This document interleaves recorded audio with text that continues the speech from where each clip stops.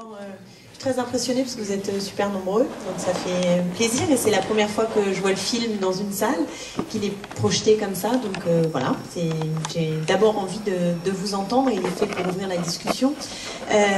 C'est moi qui vais parler, pas Catherine, mais en fait c'est Catherine Tricot qui a eu l'idée de ce film dans la vraie vie, puis qui a fait beaucoup pour qu'il puisse voir le jour. Et on a eu cette idée-là parce qu'en 2005, certains d'entre vous peut-être s'en souviennent, Regard avait déjà fait un film qui a servi de support à beaucoup de réunions sur le traité constitutionnel européen, qui était une base où il y avait là aussi un certain nombre de figures de notre espace qui prenaient la parole. Et c'est un film qui a énormément circulé et c'est un bon souvenir puisqu'au final, je crois que la dynamique qui s'est enclenchée a été utile pour combattre le traité constitutionnel néolibéral. Donc là, c'est un peu la suite de malheureusement la même histoire.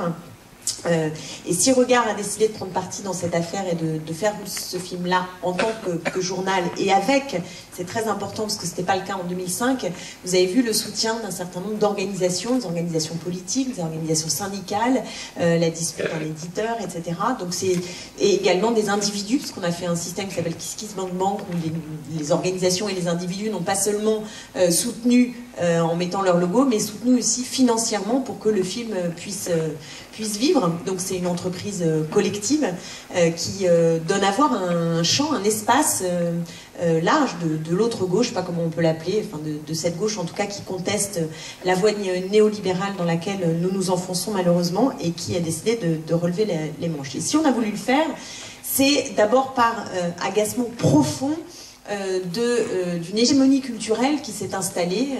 Comme on sait, hein, les idées dominantes sont les idées de la classe dominante, sont un vieux classique de Marx, donc on est au courant, c'est pas neuf. Mais disons que le petit refrain sur la dette, la dette, la dette, c'est quand même installé de façon très forte, et c'est le moyen par lequel on nous impose une évidence, c'est-à-dire les plans de rigueur sont inéluctables. Et je crois que ce travail de labourage des têtes qui vise pendant des mois et des mois et des mois à dire c'est insupportable, la dette est trop massive, on ne peut pas faire autrement, il n'y a pas d'autre solution. Et le problème numéro un, c'est la dette. À partir de là, c'est vrai que s'imposent des solutions qui apparaissent au plus grand nombre comme une évidence.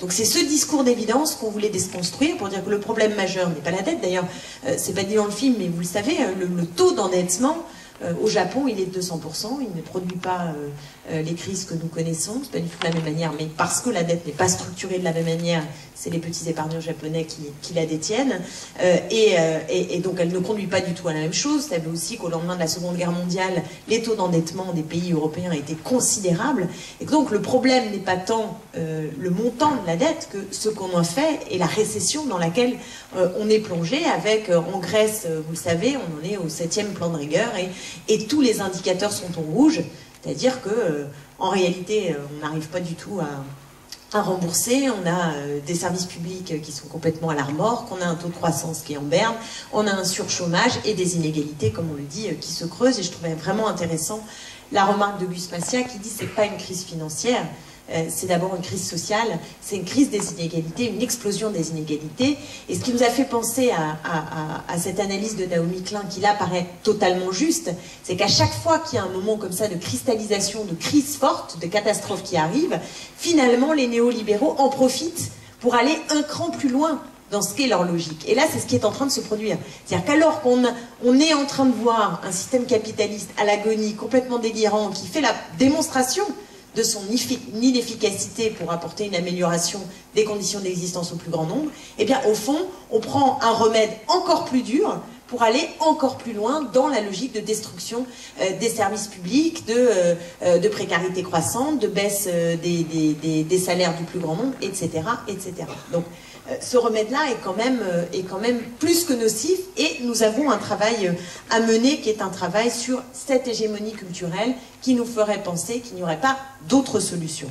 Alors je veux quand même dire que cette question, c'est une des raisons de ce film, c'est aussi pour qu'il y ait des réunions et qu'il y ait ce type de débat, c'est que la question, c'est pas qu'une question économique. Il ne faudrait pas l'enfermer dans l'idée que ça n'intéresse que les économies, c'est une question profondément politique, et c'est de ça dont il faut qu'on débatte. c'est-à-dire quelle est la réponse, mais en quoi ce délire autour de la dette et les plans de rigueur qui nous sont imposés pour résoudre le problème qu'ils ont eux-mêmes posé, et qui n'est pas exactement notre problème numéro 1. Enfin, vous savez que dans les débats pour en faire un certain nombre, au nom de regard, d'ailleurs aussi bien sur RTL que sur France Culture, dès que vous commencez à dire ben non, ce n'est pas le problème la dette, c'est quelque chose qui est effrayant. C'est-à-dire qu'en face, tout le monde regarde, l'impression qu'ils sont prêts à bondir, et dire mais comment quelqu'un peut dire que le problème n'est pas la dette? Le problème est la dette et ça va de soi. Mais non, le problème central n'est pas le problème de la dette. Et c'est là que se situe ce qu'on a appelé l'arnaque du siècle en faisant la une de regard en janvier. On est vraiment dans ce problème-là. Mais ce qui ne nous aide pas, et je vais dire un mot là-dessus, et puis après on entre dans le débat, c'est vrai que quand on voit les gouvernements sociodémocrates, la façon dont ils ont réagi en Europe, Papandréou en Grèce, on le sait, mais aussi Socrates au Portugal et Zapatero en Espagne, ça participe de notre problème d'hégémonie culturelle. C'est-à-dire que nous avons des partis de gauche qui, au fond, valident les présupposés qui nous sont imposés par la pensée néolibérale et par la pensée dominante. Et en France, quand François Hollande nous dit « je suis candidat à donner du sens à la rigueur », on est devant un problème qui nous fait tous reculer. Parce que ça veut dire que lui aussi valide les présupposés que nous tentons de combattre. Moi, je pense vraiment que la rigueur n'est ni de gauche, comme disait l'autre, mais et que donc le travail pour une gauche digne de ce nom, c'est d'arriver à déconstruire tout ça et à faire valoir une alternative en reconstruisant de l'espérance. Parce que le problème, c'est quand on est devant cette récession qui nous attend et devant ce discours massif sur il n'y a pas d'autre alternative que les plans de rigueur, ce que nous, tous ensemble, nous avons à reconstruire, c'est l'espérance dans une alternative rendue crédible, possible, par le nombre que nous représentons. Ce qui devient possible, c'est parce que nous sommes nombreux à le demander. Hein. Il ne faut pas s'enfermer dans des choses... voilà. Et donc, moi, la question que j'ai envie qu'on se pose ensemble, peut-être, c'est d'aller vers... enfin, on peut parler de la dette et tout ça, mais ce qui m'interroge, moi, c'est comment transmettre ce désir d'une alternative possible et d'une espérance à reconstruire. Je crois qu'on est vraiment devant ce chantier-là, qui nous intéresse toutes et tous. Il y a la présidentielle, les uns et les autres vont être engagés. Regard n'est pas engagé en tant que journal à soutenir tel ou tel candidat, hein, on l'a dit très clairement.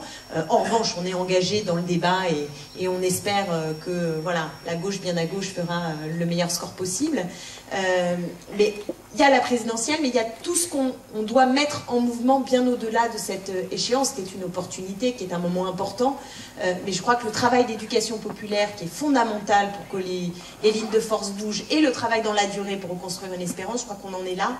Et c'est de ça dont j'ai envie qu'on débatte en ouvrant les portes, les fenêtres, et que le plus grand nombre puisse s'associer à notre désir de sortir de cette affre de l'austérité, qui est franchement pas un avenir pour le plus grand nombre. C'est tout simplement ça, parce qu'il nous amène vers du moins-disant social, et donc on n'est pas dans une logique de progrès humain et d'émancipation, on est dans une logique de récession, et que ça, c'est tout simplement pas supportable.